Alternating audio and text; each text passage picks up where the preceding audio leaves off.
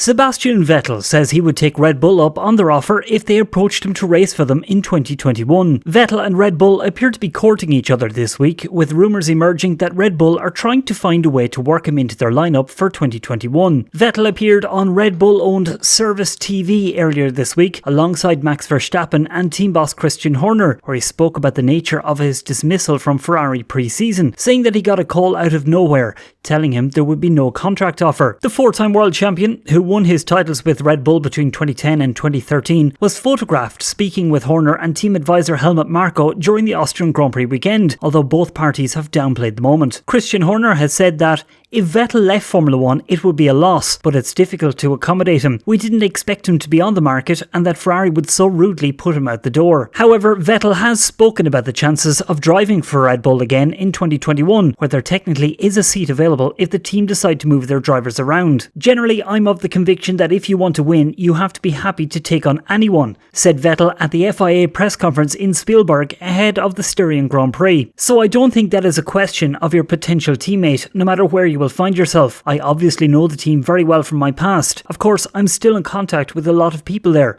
whether it's Christian, Helmut Marko or others. The appearance on ServusTV had nothing to do with that or a potential future. Elaborating, he said, "Red Bull has a winning car. I believe so. They're a very strong team. I know how strong they are from the past. Obviously, part of the team is not the same anymore, and the team has a goal. So it's not fair to say I know the team inside out, because it has also changed and moved on. But I know why they were strong back then, and they're still, I think, a contender. And obviously, it's a car that you can win races in, so sure, that would be interesting." Asked directly whether he would accept an offer to return, Vettel said, "I think it's a winning car. And as I said earlier, I'm here to compete and here to win. So probably the answer will be yes." Vettel has also been linked with a seat at Racing Point in 2021 when the team become the Works Aston Martin team. This is despite Lance Stroll appearing set for a seat due to his father's ownership of the team, while Sergio Perez has a long-term contract with the team until the end of 2022. Vettel said, "I think Racing Point left a very strong impression and are certainly in a very good place for this year. I know part of the team, I know some members of the team quite well from my past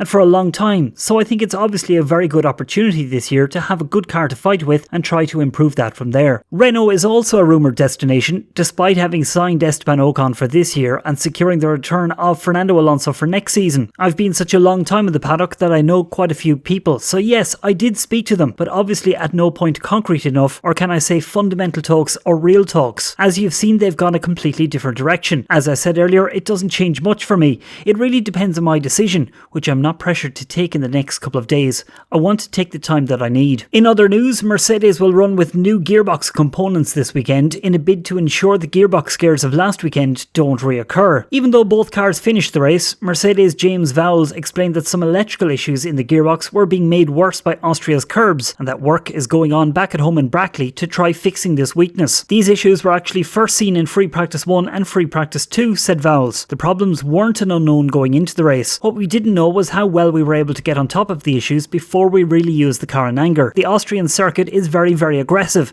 especially with the curbs. It puts a lot of load into the suspension members and into the car. You have to use the curbs in order to get the lap time out of it, but those curbs are also generating a lot of vibrations in the car and a lot of load in the car. The issue itself in the gearbox is electrical by nature, and the reality behind it is we now have a few days to get on top of this issue. We know that if we don't get on top of these issues, it'll be a problem again in just a few days' time. It's a complex problem. If it was something straightforward, we would have done our best to fix it last week, and clearly we didn't. All we know right now is there are electrical elements of the gearboxes that are suffering, and we need to do more in order to get them through a Grand Prix." That's it from me for the moment. Don't forget to like and subscribe, and follow me on Twitter at Thomas Marr on F1.